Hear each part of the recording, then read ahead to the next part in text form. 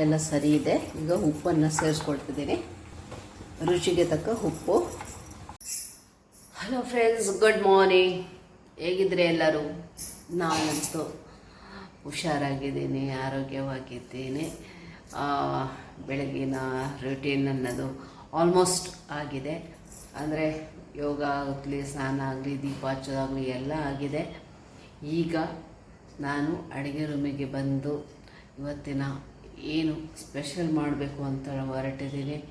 ಅದು ಯಾಕಂದರೆ ಅದು ನನಗೆ ಸ್ಪೆಷಲ್ ಸಹ ಆಗಿರಬೇಕು, ಅದೇ ರೀತಿ ಅದು ರುಚಿ ಸಹ ಆಗಿರಬೇಕು. ಮಕ್ಕಳಿಗೆ ಎಲ್ಲರಿಗೂ ಇಷ್ಟ ಆಗುವಂಥದ್ದು ಯಾವುದಾದ್ರೂ ಮಾಡೋಣ ಅಂತ ಹೇಳಿದ್ರೆ ನನಗೆ ಈಗ ಬಂದಿರೋದು ಒಂದೇ ಟೊಮೆಟೊ ಸಾರು.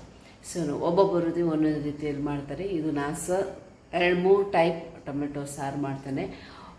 ಅಷ್ಟು ತುಂಬ ಈಸಿ ಉಂಟು. ಅದೊಂದು ಕೇವಲ ಒಂದು ಉಪ್ಪಿನಕಾಯಿ, ಹಪ್ಪಳ, ಅನ್ನ ಜೊತೆ ತಿನ್ನಲಿಕ್ಕಂತೂ ಒಳ್ಳೆಗ್ತದೆ. ಯಾವುದೇ ರೀತಿ ಯಾವುದಾದ್ರೂ ಪಲ್ಯದ ಜೊತೆ ಸಹ ತಿನ್ನಲಿಕ್ಕೆ ಒಳ್ಳೆಗ್ತದೆ.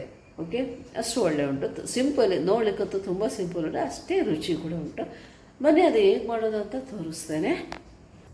ಮೇಯ್ನಾಗಿ ನಾನಿಲ್ಲಿ ಟೊಮೆಟೊ, ಹಸಿಮೆಣಸಿನಕಾಯಿ, ಬೆಳ್ಳುಳ್ಳಿ, ಕರಿಬೇವನ್ನು ಇಟ್ಕೊಂಡಿದ್ದೀನಿ. ಈಗ ಮೊದಲಿಗೆ ನಾವು ಒಂದು ಪಾತ್ರೆ ತೆಗೆದು ಅದಕ್ಕೆ ಹಸಿಮೆಣಸಿನಕಾಯಿ ಮತ್ತು ಒಂದು 5-6 ಇದರಷ್ಟು ಬೆಳ್ಳುಳ್ಳಿನ ಹಾಕ್ಕೊಳ್ತಾ ಇದ್ದೇನೆ. ಅದರ ಜೊತೆ ಈ ಟೊಮೆಟೊನ ನಾನು ಇಡೀ ಬೇಯಲಿಕ್ಕೆ ಹಾಕೋದು. ಇದೆಲ್ಲ ಬೇಯಿಸೋಣ.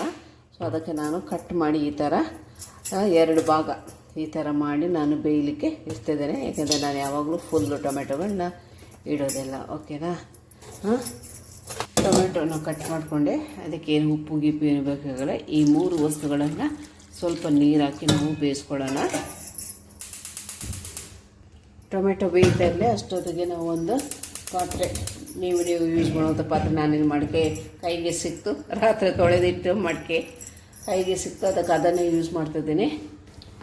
ಮಡಿಕೆ ಬಿಸಿ ಆಗ್ತಾ ಬರುವಾಗ ಅದಕ್ಕೊಂದು 2 ಟೇಬಲ್ ಸ್ಪೂನು ಆಗುವಷ್ಟು ಎಣ್ಣೆನ ಹಾಕ್ಕೊಳ್ಳೋಣ, ರಿಫೈನ್ಡ್ ಆಯಿಲ್. ಎಣ್ಣೆ ಬಿಸಿ ಆಗ್ತಾ ಬರುವಾಗ ಅದಕ್ಕೊಂದು 2 ಚಿಟಿಕೆಯಷ್ಟು ಸಾಸಿವೆನ ಹಾಕ್ಕೊಳ್ಳೋಣ.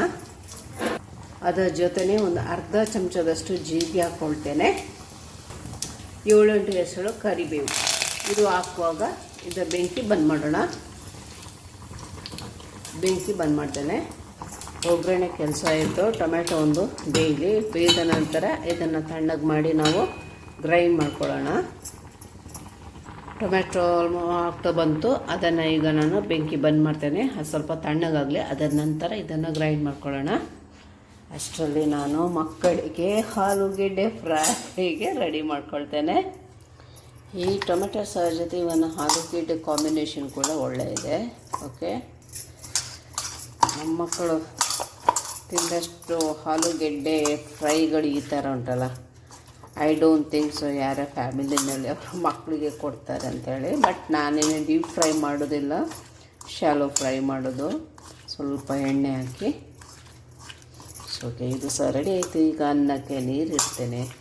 ಗಂಟೆ ಬಂದು 6:35 ಆಯಿತು. ಈ ಟೊಮೆಟೊ ಬೇಯಿಸಿರೋ ನೀರೇನಂತ ಅದು ಮೊದಲೇ ನಾನು ಪಾತ್ರೆಗೆ ಇದಕ್ಕೆ ಹಾಕ್ತೇನೆ.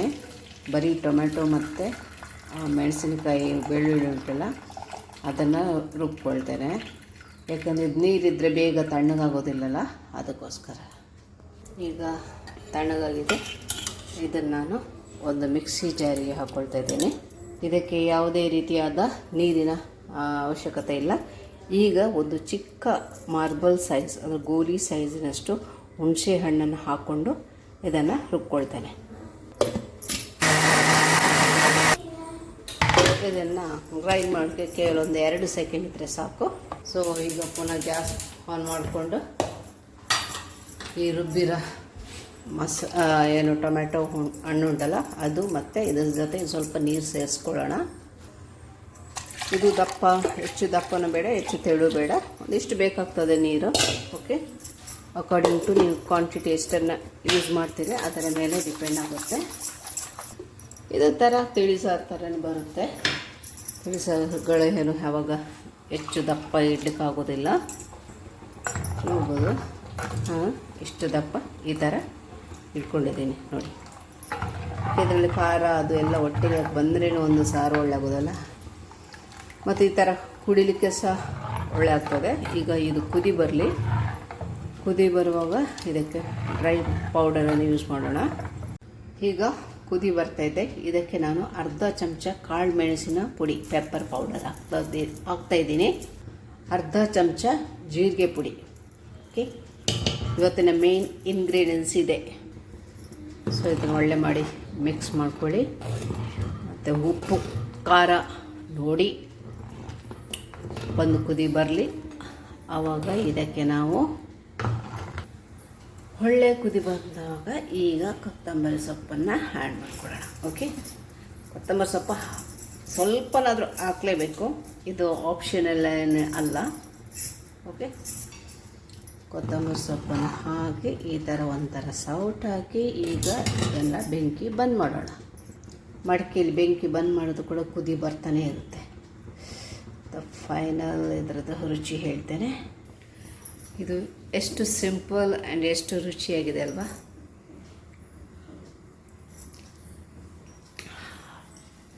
ಬಿಸಿ ಬಿಸಿ ಅನ್ನ ಜೊತೆ ಮತ್ತು ಅದ್ರ ಜೊತೆ ಈ ಮಜ್ಜಿಗೆ ಮೆಣಸಿನ್ಕಾಯಿ ಹೇಳ್ತಾರೆ, ಅದು ಸುಂಟು ಒಳ್ಳೆ ಆಗ್ತದೆ. ಇದು ಹೊಟ್ಟೆ ಹಸಿದ್ರೆ ಇದ್ರ ಮಧ್ಯೆ ಎಂತ ಬೇಕಾಗಿಲ್ಲ, ಜಸ್ಟ್ ಊಟ ಬಕ್ಕ ಊಟ ಮಾಡಿಬಿಡ್ತೇವೆ. ತುಂಬ ಒಳ್ಳೆಯಾಗಿದೆ. ಒಮ್ಮೆ ನೀವು ಕೂಡ ಟ್ರೈ ಮಾಡಿ ಕಮೆಂಟ್ ಹಾಕಿ. ಮತ್ತು